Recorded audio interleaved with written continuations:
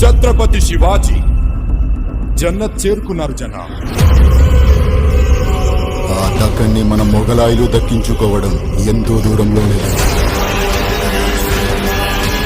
మరాఠాల సింహం లేనప్పటికీ తన వేటని చావా కొనసాగిస్తాడు. మరాఠా సామ్రాజ్యానికి వ్యతిరేకంగా ఎప్పుడు ఆలోచించినా చీల్చి చెండాడుతాను.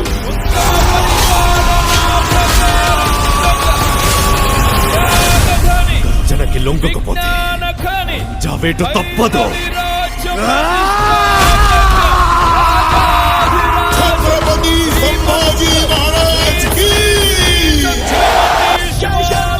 ఈ యుద్ధం స్వరాజ్య సాధన కోసం చేసే యజ్ఞం. ఆ మహాదేవుని సాక్షిగా ప్రతి పౌరుడి సంరక్షణే మన లక్ష్యం. స్వరాజ్య స్థాపన సాక్షాత్ ఈశ్వరేచ్ఛ.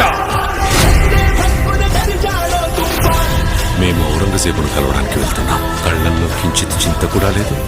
భోన్స్లే వంశంలోని ప్రతి మగవారు ప్రళయంతో సమానం. పర్వతాలే అడ్డుకోలేని ధాటిని కంకర్రాలు చేస్తారు.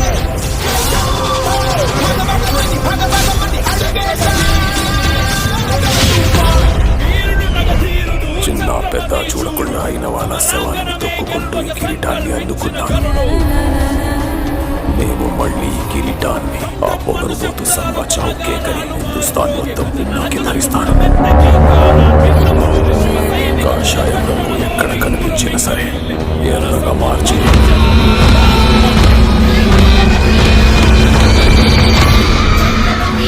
సమయం ఆసన్నమైంది. మెరుపు దాడి చేద్దాం. ఔరంగు నిరంకుశత్వాన్ని కాల్చి బూడిద చేద్దాం. ప్రత్యర్థులు ఎన్ని పండాగాలు పన్నినా సరే ప్రతి వ్యూహాన్ని ఛేదిద్దాం. ఛత్రపతి శివాజీ మహారాజ్ స్వప్నాన్ని సాకారం చేసి తీరుతాం. జై భవానీ. నమః పార్వతీ పతయే. హర హర మహాదేవ్.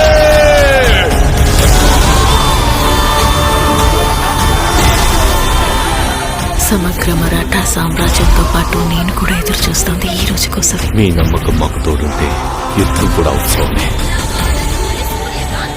వీడిని ఎలా హింసించాలంటే చావు కూడా వీడిని జాలిపడి చంపాలి. ఆ చావు నా కాలిగచ్చ కట్టి రుద్ర తాండవం చేస్తాను. నా చావు ప్రతి మరాఠా ఇంట్లో ఒక శివాజీని ఒక సంభాజీని పుట్టిస్తుంది. కానీ నీ చావు మొఘల్ సామ్రాజ్య పతనానికి పునాది.